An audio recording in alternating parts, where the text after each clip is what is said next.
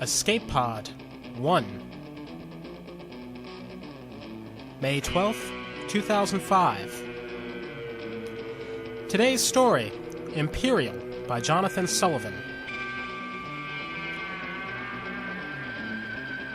Okay, welcome everyone. Welcome to Escape Pod, the first, and probably for the next 5 minutes or so, the only science fiction podcast magazine. It's a pretty simple idea here. Each week I'll find and I'll present to you a short story that I like, science fiction, fantasy, or horror. It'll be a fun story, it'll be a thought-provoking story, it'll be about a 20 minutes to an hour story. Now, as for me, my name is Steve Ely. I'm a science fiction writer myself. I'm living in Atlanta, Georgia. This podcast thing sounded like a pretty healthy and wholesome way of procrastinating on my own writing, and if it happens to get any of the 3 or so of you who are listening interested in some of the stories I present here, then so much the better. Now, explanations out of the way, let's talk about our first author. Dr. Jonathan Sullivan, you can call him Sully Dog, everybody does, is actually one of my better friends. He's an emergency room doctor, he's a neuroscientist, he's a professor of emergency medicine at Wayne State University in Michigan. He's a science fiction writer, he's a former Marine, he practices the ancient Japanese sword art of Iaido. This guy is fucking Buckaroo Banzai. He's also a former science fiction publisher himself. He used to run the old Neverworld scene on the web. But later on, we'll probably present some stories from Neverworlds. It was a terrific site. I'm not just saying that because they bought one of my stories. Now, the story of his that I'm reading today, Imperial, ran this year in the Croatian science fiction anthology Monolith 6. I picked it for our debut issue because it's a strong story about first contact and the conflicts that make civilization tick. It's also a lot of fun. I'll add to this that I'm on a personal crusade to see that Dr. Sullivan, if nothing else, goes down in history as the man who invented the word ooking. I do have to warn you, this story is not work-safe. It's not family-safe. The story has profanity in it has sexual content, it has violence, it has politics, it has cat girls, and it has ooking. If you're not okay with that, stop now and return the product for a full refund. And without further ado, story time. Imperial by Jonathan Sullivan. Dennis thrashed on the fuck phone, indulging a little guilty time over 12 space with a tiger-skin transfix from Helios 4. Just when he got into the groove, the AI chimed in like a headache to tell him the rented shuttle was popping out of the foam. What? Dennis sat up, whacking his forehead against the tiger girl's chin. Yow! Shayat! She rubbed her jaw and grumbled at him in a dialect he didn't know. Dennis hung up. Tiger Girl evaporated from his lap, leaving him alone, high and dry on his little cot. He pulled the fuck phone out of his quart port and forced himself to sit up and put his feet on the deck. Are you sure we're on target? We are on a spinward elliptical vector, 2 billion kilometers from GQ 421139, the AI said. The shuttle will enter orbit around the 4th planet in 39 minutes. And you couldn't wait a bit before you made this announcement? Company rules require me to alert the customer at the foam interface. You did not order an override. I'm sorry for any inconvenience, and I hope you'll fly us again soon. I'm flying you on the way home, remember? Dennis stood. His Cyclopean member stared back at him from his crotch. He pulled himself and his erection into a jumpsuit, feeling dirty and degraded. It was just an AI, but he still didn't like being caught hooked up to a fuck phone or any other machine, acting like a pig. Let me see, he said. The bow monitor crawled with telemetry, numbers and graphs, sterile digital pig shit. Now the AI showed him the planet in real view. As the shuttle streaked starward, the 4th planet grew out there in the Goldilocks zone, a tiny blue-green eye opening to reveal its soul, swirling white clouds over lush continents and vast oceans. The shuttle dropped into orbit on Nightside, then swung around to give Dennis a closer look. Good ooking here. A huge continent emerged from the twilight of the Terminator into dawn. 2 mighty rivers cut across her face to feed a rainforest that spanned a hemisphere. No cities, no highways, no terraforming, no clear-cuts. Does that look pure or what? Dennis asked. I am not permitted to participate in religious debate, the AI said. Then don't. Dennis poured himself a cup of kava java. How long till the pig reaches the system? The development emissary entered orbit 2 hours and 23 minutes ago.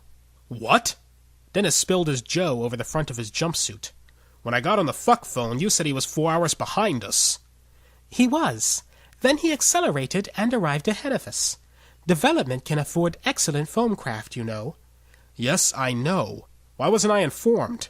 Because you asked not to be disturbed while you were on the fuck phone. But you did disturb me on the fuck phone. Company policy, sir. I'm sorry for any inconvenience, and I hope you'll fly us again. Dennis threw his remaining Kava Java at the AI speaker, then smashed the cup against the bulkhead. The pig had arrived first. He readied his gear, mumbling curses to insulate himself from his guilt. While he indulged in the shuttle's pig tech, the pig emissary had stolen the ball. Dennis prayed there was sentience on the world below, as the preliminary probe suggested, and that they had language. Because if the locals didn't talk, GQ 421139-4 was going to be a pig planet for sure. The AI put the shuttle down near one of the two great rivers, because that was where the pig had parked his own ride. Dennis commanded the AI not to damage the bioforms, but the stupid piece of pig shit said it was impossible to land anywhere discreet without cutting a hole in the rainforest canopy. He argued with the filthy machine, but his hurry forced him to cave in. The pig was already ahead of the game, and if Dennis had any hope of scoring this world for the Conservancy, he had to move quickly. A few missing twigs and branches wouldn't be more than a temporary blemish on the planet's purity. The AI compiled a catalog of the local bioforms and announced that Dennis would be safe outside, but it wouldn't pop the hatch until he put in the stupid jack. I'm taking the jack with me, see? You must insert the interface before disembarking, sir. You are asked to wear it at all times while outside the craft. Some AIs you could talk into bending the rules. Not this one. Dennis thought of his own AI, his own foam shuttle, recuperating in a service bay on the other side of the spiral arm. His AI had contracted a nasty contagion on the last run. She'd get over it, but in the meantime he was stuck with a rental because the Conservancy was shy on resources. Disturbing, because of course most rental outfits were owned and operated by pigs. No use arguing. Dennis slipped the semicircular band of the jack over his head and into the quart port in front of his ears. Thank you, sir. The airlock opened. Dennis stepped out into purity. Well, not quite. The pig-shit AI, with a cold carelessness that belied its genesis in a faraway pig-shit factory, had mowed the rainforest into mulch right down to the roots. A perfect 30-foot perimeter of devastation encircled the shuttle. Was this really necessary? Dennis asked. I cannot permit damage to the customer or company property. The AI rode along in the jack and spoke directly into his temporal lobes. Yeah, pigs might get a scratch on their precious shuttle. Or a wrongful death lawsuit. Just stay out of my head. Let me enjoy the purity. As you wish. Dennis marched across the denuded circle and stepped into a wall of dense rainforest. The planet swallowed him into a seething tangle of life. The AI gave him GP feed through his quart fort, with a red pointer superimposed on his visual field. Dennis marched across the denuded circle and stepped into a wall of dense rainforest. The planet swallowed him into a seething tangle of life. The AI gave him GP feed through his quart port, with a red pointer superimposed on his visual field to direct him as he picked his way through the jungle.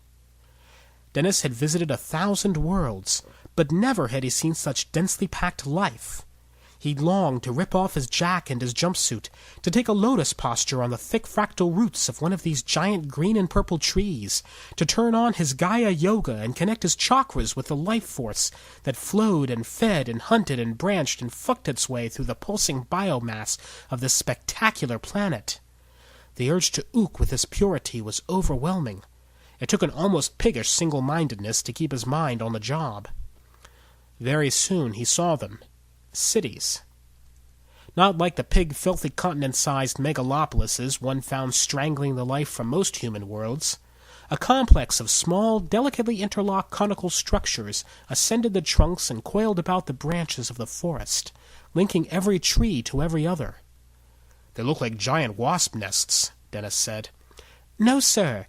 The inhabitants are homeothermic chordates, biocomplexity index 0.87, average mass 18.8 kilograms, oxygen breathers, average heart rate... Stop. What are they doing? The probe told us little about their behavioral neurobiology.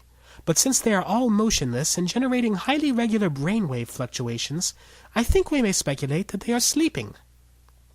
Dennis scanned the city of little papery houses. "All of them?" "It would seem so." He marched on a short distance before he saw her. The woman wore a jumpsuit like his own, and the jack that encircled her head was identical to his. She lay in the coarse humus of the rainforest, coiled on her side with her back to him, motionless.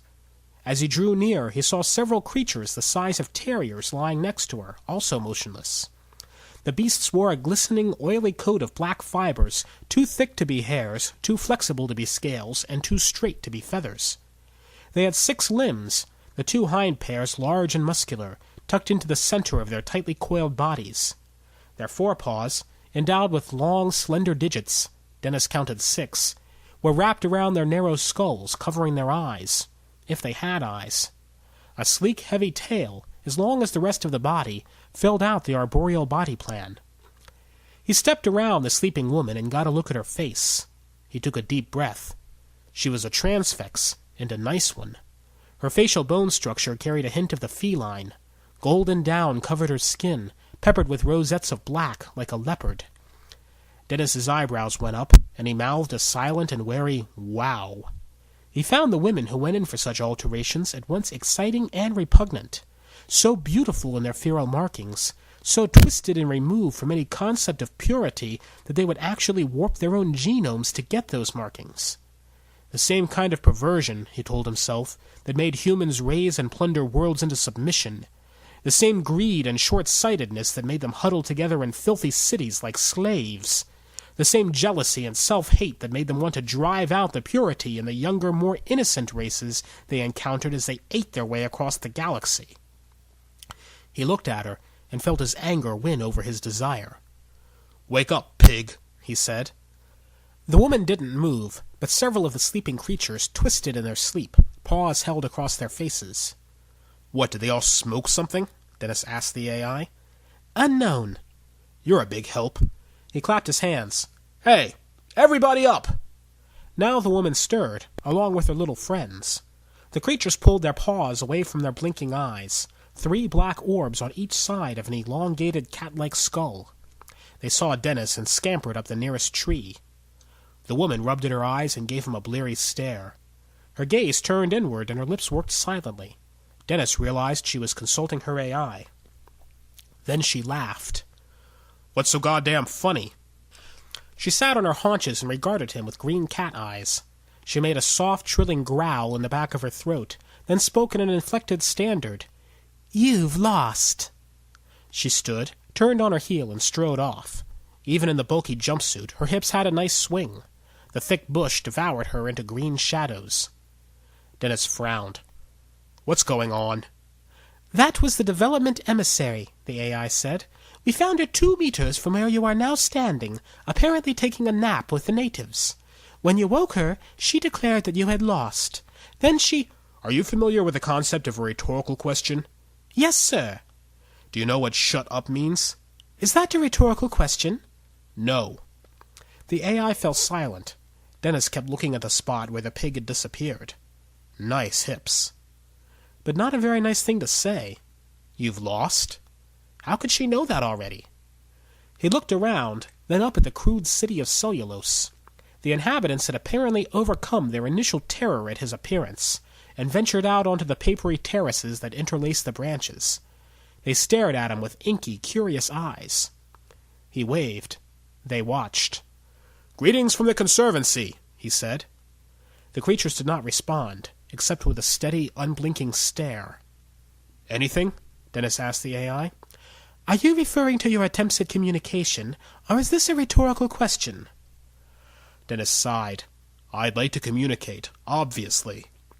"Based on neural firing patterns in response to your greeting, I calculate a less than 20% probability that these creatures process language in verbal form." "Then how do they process language?" "I cannot make a determination at this time. It is not clear that they have language at all." "They make cities. They construct dwellings from chewed cellulose. So do termites." "She said I'd lost. That must mean—" The word stalled on his tongue. His jaw dropped as he stared at the branches above. There, a half-dozen tree cats held globes of plastic and smart mold in their clever forelimbs. They peered at the screens and poked at the buttons with their double-jointed thumbs. When one of the little globes glowed and chirped, the tree cats closed their eyes and shivered with obvious pleasure.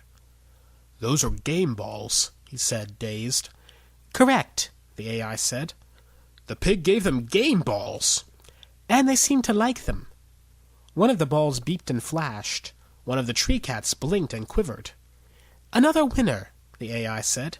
"You can't just toss a game ball to an overgrown otter and expect it to start playing. Those creatures are intelligent." "It would seem so." And she had to have found a way of explaining what the game balls were for and how to use them. "It would seem so." Dennis took a deep breath, fighting a murderous anger. Then that means she and her AI found a way to communicate with them. "It would seem so." "Yeah, it would seem so. So how come you can't find a way to communicate with them?" "I'm afraid I don't know. I will continue my analysis." "Ookie. In the meantime, why don't you guide me to the pig shuttle's landing site?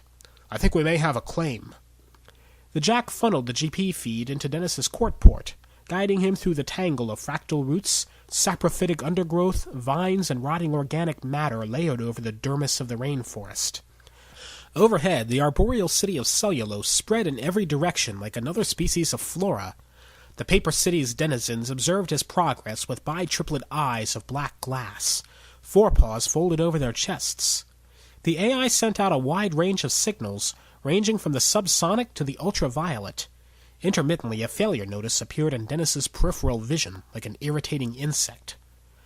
The red dot led him to a clearing in the growth, next to a sparkling river that crashed down a rocky slope and rushed across his path. On the opposite bank, the pig shuttle sat on the brush, which remained intact, save for a tight circle of char from the landing rockets that barely extended beyond the ship itself. The pig was nowhere in sight. "So the pig does less damage than the ambassador of the Conservancy," Dennis muttered. "You're really making me look good." "You specified parameters for the landing site. Close to the emissary shuttle, yet discreet. I'm sorry for any inconvenience and—" "Shut up. How did she get across this river?" "Thermal signatures indicate she crossed over the rocks 18.7 meters to your right." The red dot showed the way, as if Dennis couldn't see the rocks or tell left from right. He strode to the bank and stepped out onto the natural bridge of stone. He lost his balance halfway across and tumbled into the stream. His skull banged against a rock. He sucked down a lungful of warm, acrid water. Pain, confusion, rushing current, it all jangled into a light storm of terror. The rented AI maintained a running commentary, whispering into his court port with crystal clarity. "You have fallen into the river. You have sustained a closed-head injury. You have aspirated river water. You are being carried downstream by the current. You—" He wanted to shriek at it, but there was the matter of his breathing. The river was surprisingly deep. His feet thrashed, searching for purchase in the roiling water. Strong grip on the back of his neck, his body dragged up on the river bank, chest heaving, hacking, pulling in great panicked breaths. "Several minor contusions and abrasions. You have no broken bones or serious internal injuries. You have been rescued by the pig emissary.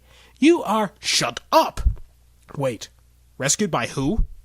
"By me." Dennis blinked through his dripping eyelashes at the irresistible abomination seated on the blue-green grass 2 meters in front of him. The pig smiled her bioengineered leopard smile at him and kept her right hand prominently in contact with the stun gun at her hip. He stared, too choked with shock, desire, and tepid river water to speak. "I'd bet my last game ball you've got that thing programmed to call me a pig," she said. Dennis coughed and shook his head. No, why?" "Is there something I can do for you?" He didn't want to look at her.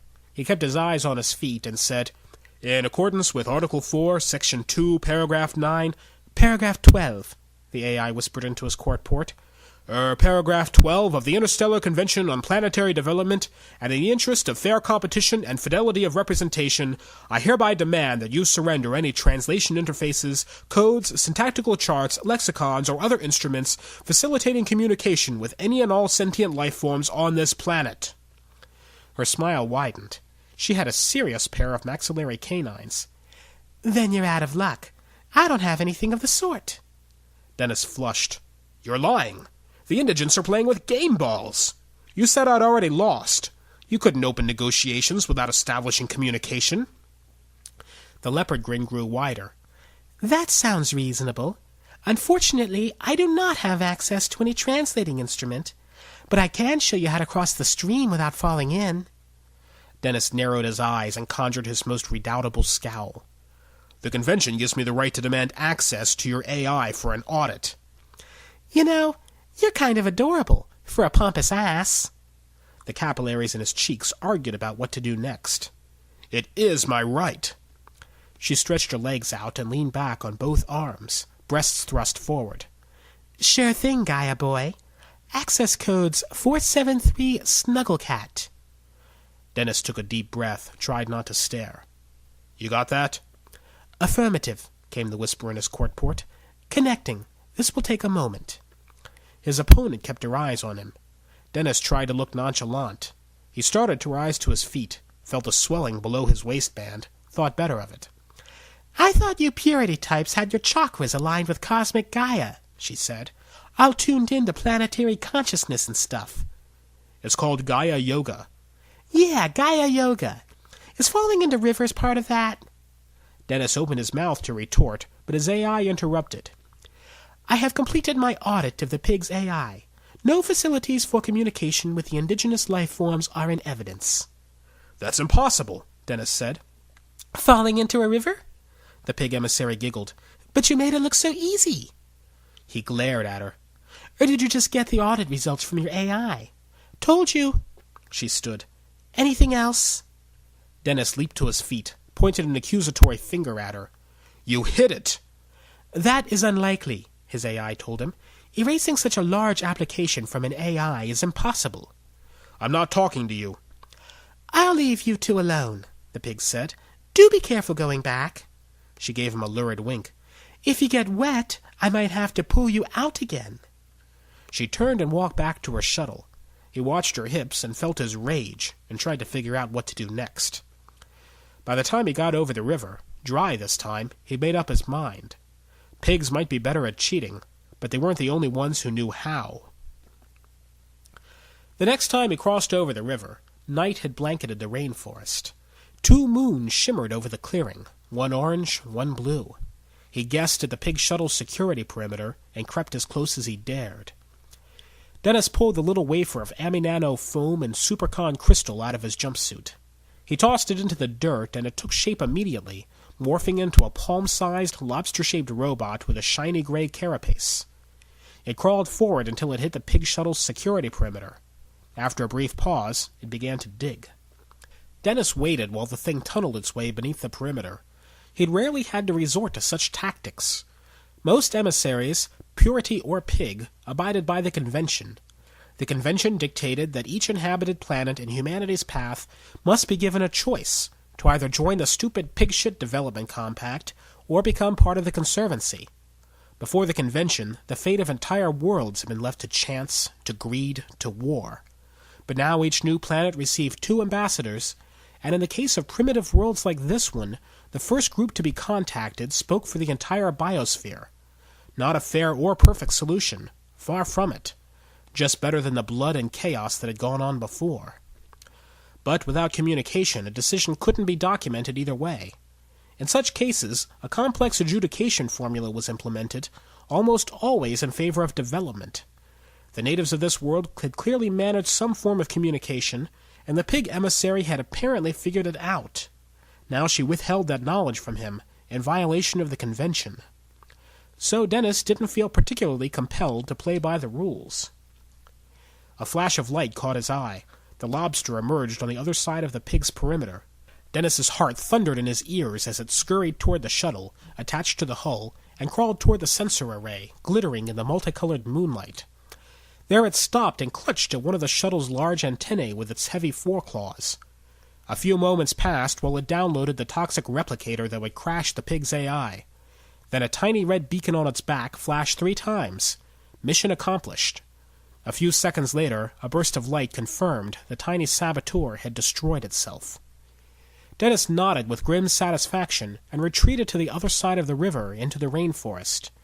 He picked his way through the shadowy undergrowth, checking for landmarks. It was slow going, for he did not have his AI jack to guide him. He'd left it in its pocket, switched off. No sense inviting a witness to his sabotage. The pig-shit rental AI would incriminate him in a heartbeat.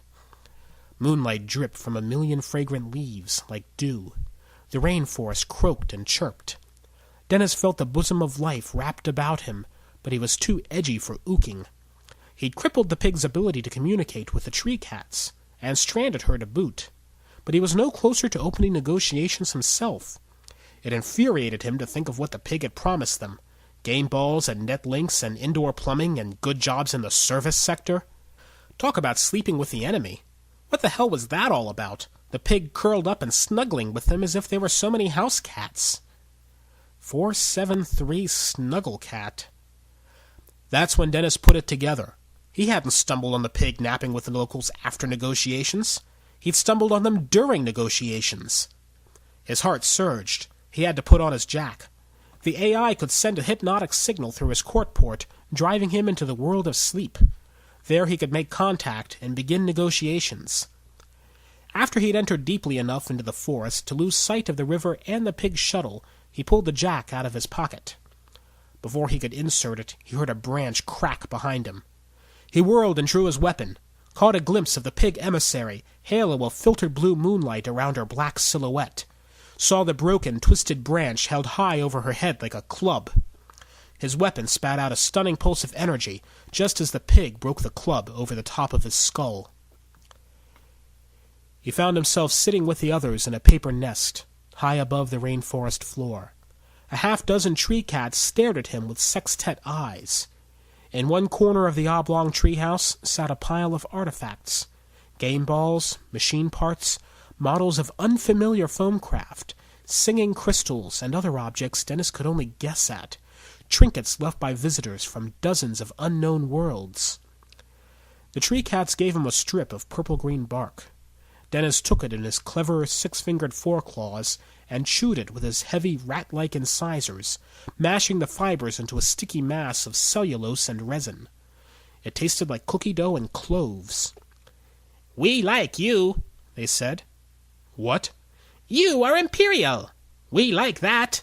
"We are Imperial too. You belong to us now." Dennis kept chewing. "I am the ambassador of the Conservancy.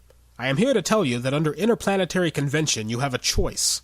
The others want to develop your planet, to change your way of life, to make you consumers in a—" "They are Imperial too. We like that." "No," Dennis said. "You don't understand. They're different from us. They—" "You are the same. We are all the same. We ride the conquests of the Imperial and spread our dreams. You ride the slippery foam to spread our dreams." "The slippery foam?" Dennis chewed his bark a moment before it hit him. They meant the quantum gravitational space-time foam, the cosmic current that propelled humanity across the stars. "You ride the slippery foam and spread your dream everywhere, like chew bark." His muscles flowed in the current of a will not his own. Dennis spit chew bark into his paws.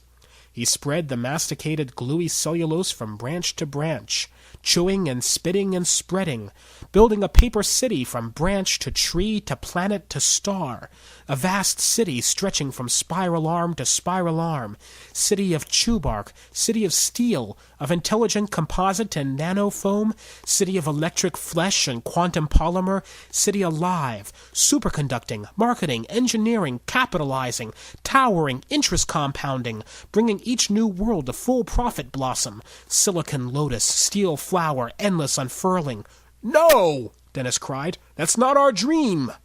"She dreams it. Imperial. You have the same dream." "No!" He tasted the pig's dream too clearly, joyously ooking development's vision for the universe. He wanted out of this nightmare, this vision of ecstatic wallowing in pig shit. "You all live together. You all work together. You all ride the slippery foam." "But—" "She sees your dream now." The Conservancy stretched from spiral arm to spiral arm, endless vistas of purity. Crystal forests, ammonia oceans, hydrocarbon deserts, mycotic tundras, strange landscapes and stranger cultures preserved and put on profitable display for the easy enjoyment of pigs on vacation, for the ecstatic ooking of pures on pilgrimage, for the pigs and pures who worked and dreamed together and wrangled over the destiny of worlds. But you think you have different dreams. Interesting. We like that. We are Imperial. You are Imperial. We will dream Imperial with you. We will shape your dream. You will spread us across the slippery foam. You belong to us now. Dennis stopped chewing, threw aside his bark. Now wait one goddamn minute. We're not just specimens in a zoo. He gaped at them, and they stared back at him with obsidian eyes. We like you. We are Imperial. We conquer dreams and let them fuck. A galactic conservancy intertwined with a galactic city, true bark and steel mixed together like rotting humus on the rainforest floor. A trillion species dreaming, all of them dreaming, cultures meeting, mixing, conquering, submitting, fucking, spreading the tree cat dream across the cosmos. A city, conservancy, empire of dreams, ruled by tree cats sleeping in huts of chew bark, shaping the visions and destinies of 1,000 starfaring cultures. And the dreamers knew they themselves were dreamed. Dennis ooked an infinite fractal regression, slippery foam of dreams frothing and fucking. The pig thrashed on his waist, gasping in orgasm, nipples scarlet and hard on her cat-spotted breasts.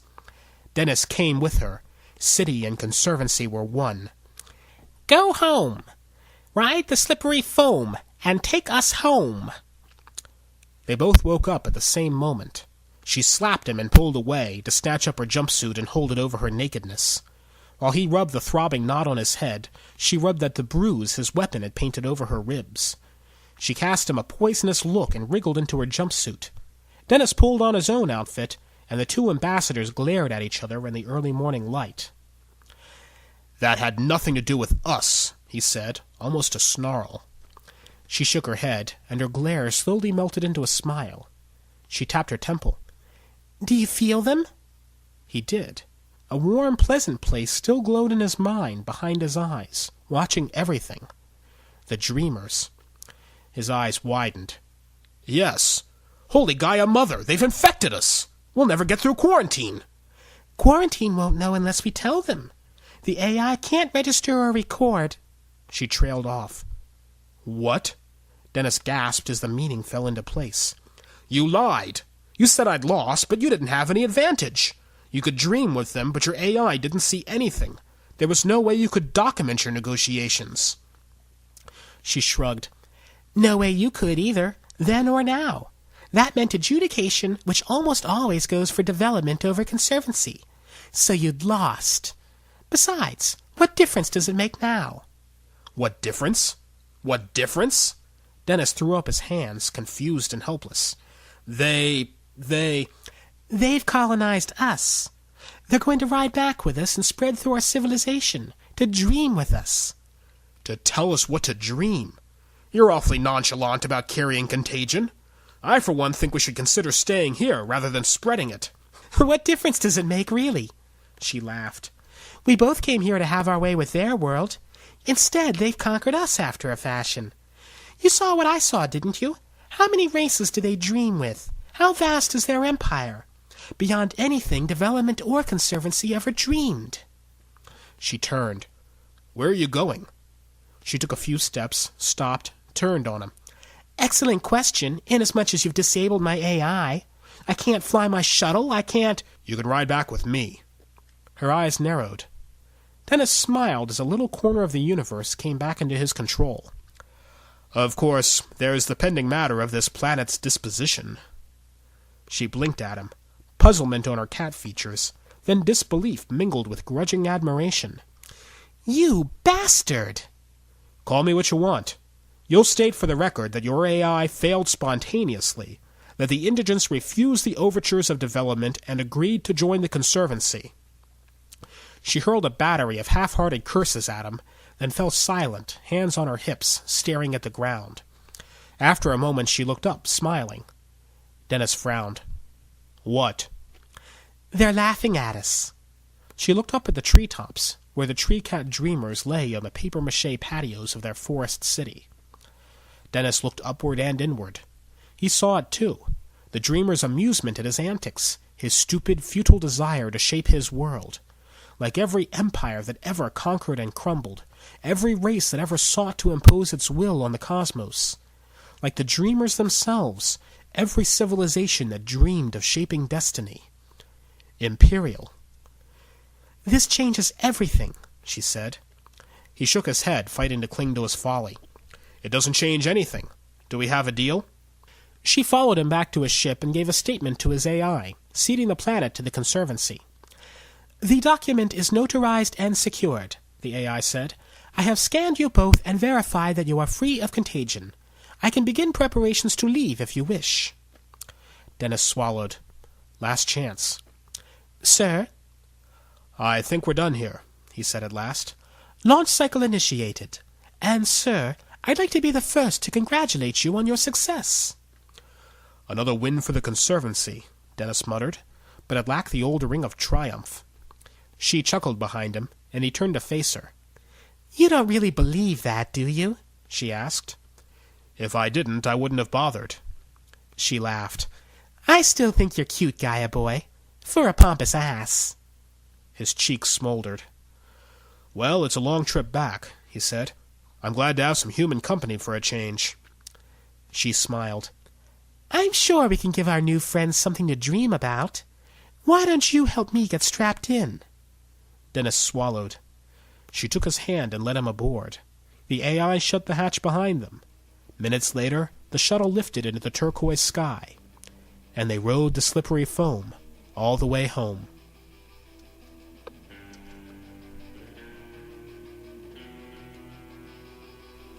And that was our story for today. We hope you enjoyed it. If you did, or if you didn't, we hope you'll come on to our website, escape.extraneous.org, and leave us a comment.